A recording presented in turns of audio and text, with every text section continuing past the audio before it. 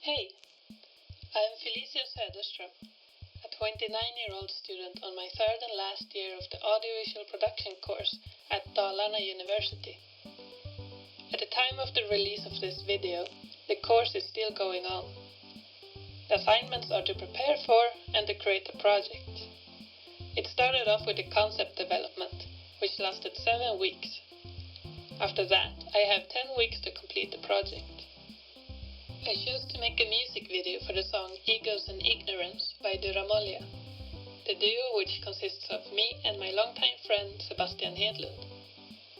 At the time, I was frustrated with my future as a freelance artist, scared and sad over AI being used for creative works. One of the most important human expressions is creating and expressing ourselves with creative works. Whenever I venture about on the internet, I see AI images, AI music, AI videos. It really throws me off. I was already frustrated with the overwhelming workload that comes with living off your creative works. You're supposed to reach an audience. In a climate with sponsors and algorithms that constantly change, determine what's seen in the mainstream. You're supposed to work and deliver in no time, for as little cost as possible. Meanwhile, you have to keep searching and pitching for gigs. You need to make sure you know how to write a contract and make sure you don't get tricked when you sign one, or else it will cost you. Your creative works need to be protected from AI training. Yeah, there's even more to it that I won't bring up. But on the positive aspect of it all, there's a counter-reaction. Creators resist by looking for alternatives, by helping each other out, by revealing how mass media tries to fool you, and by ditching them and joining better alternatives. We teach each other and form communities, smaller independent businesses, physical works in form of LPs, cassettes and CDs, signs, and more are on the rise. Egos and Ignorance is about this. It tells about the struggling creators who dream of success, but they're not there yet. And they decide to keep trying.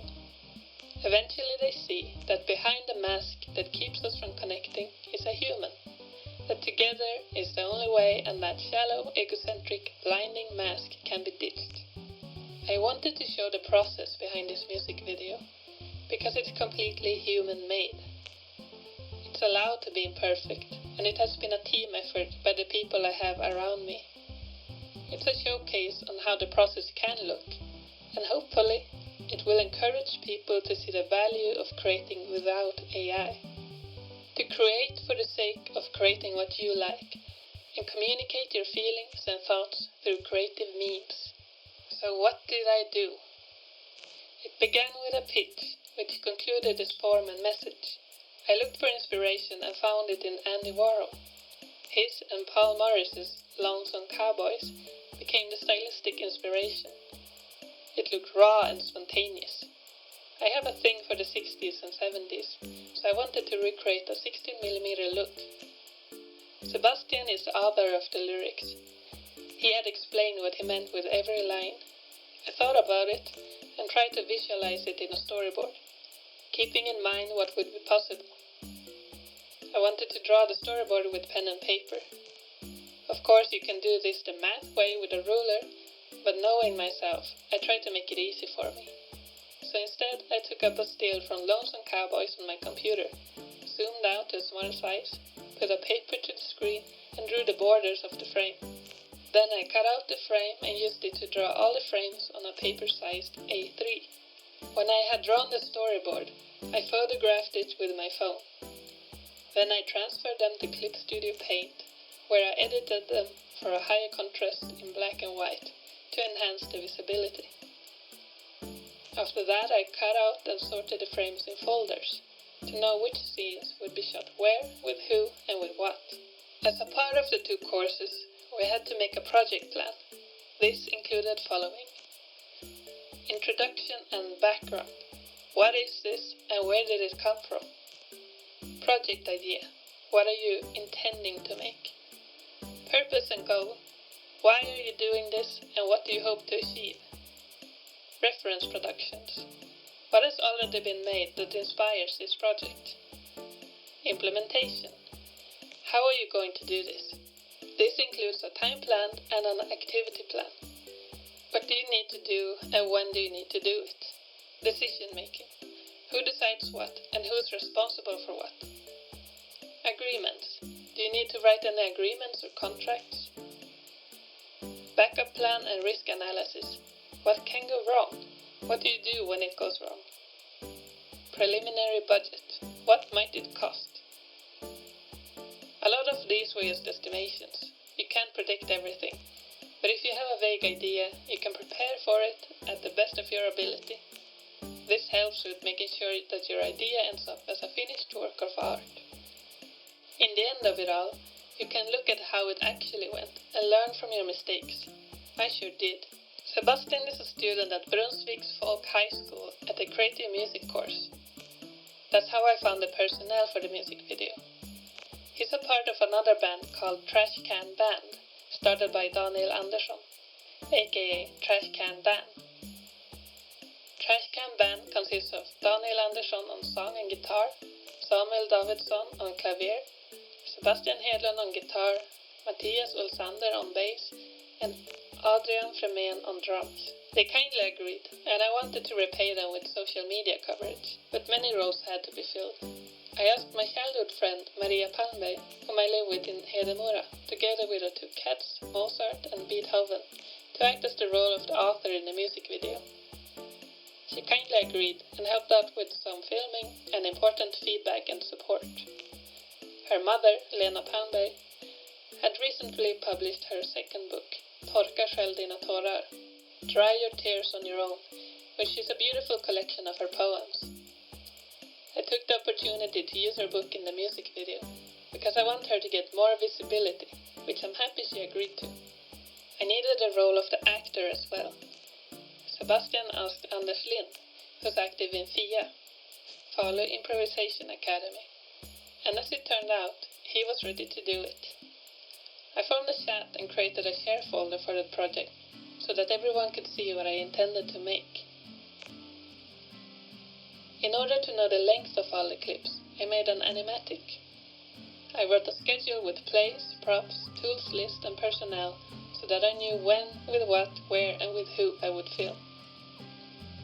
My plan was to document the process, and luckily enough, Johan Karlsson happened to be at Brunsvik's on the day of filming.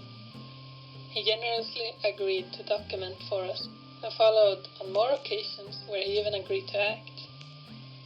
Another unforeseen luck was that they gathered more students at Brunsvik's who agreed to act as an audience for the musician's dream, which ended up giving me amazing shots. When all the video material was gathered, I put them together in DaVinci Resolve. I have tried my best to use free or cheap tools for this project, so that it would be a cheap and replicable workflow. I've used tutorials mentioned in the links in the description for color correction and color grading. They are quick, to the point, and easy to understand. To recreate the white flicker used as a transition, I looked at Lonesome Cowboys and counted how many frames they lasted and when their opacity was at their highest. I then used a yellowish white solid with a fade in the beginning and end. This was put as a separate video layer on top of the clips. A big mistake that I did during filming was that I hadn't tested to transfer a video from my camera. This meant that I ended up having a bright yellow time and date on every clip. I solved this by simply zooming in on my clips or to change the frame border in DaVinci for the clips where zooming wouldn't be possible. So, be warned, make sure to test before it's time to shoot. It was a problem that could have been easily avoided. Another problem that could have been avoided is to make sure that you have a fully loaded backup battery for your camera. During the longest shooting, I ran out of battery on my video camera and had to use my phone camera for some scenes. Remember to do more takes than you think you'll need. You'll only truly see which of them works when you're in editing. Also, keep in mind which format the video will be in. I knew that the music video would be in Academy ratio, which meant that I had to film from a longer distance. For the animation, I used Pencil 2D, a simple, free and straightforward animation software. Don't forget to rename your exports, otherwise they'll all end up with the same name. I forgot that and had to export again. Pencil 2D have good guides on how to use it. I already had knowledge in animation from my time at Animationsakademin in Stockholm, but there are loads of good tutorials on YouTube. I highly recommend Richard Williams' book, The Animator's Survival Kit. And that's pretty much it. This project wouldn't have been possible without everyone who agreed to participate. I'm so grateful, and it's been very fun. Some of them have agreed to let me do short, written interviews about them, which I publish on YouTube Shorts. I sincerely wish all of you who do creative works, either professionally or as a hobby, to continue to create and inspire. And to those of you who just wishes to create, now is the time to pick up the clay, pencil, camera, instrument, notebook, whatever it might be, and get to it.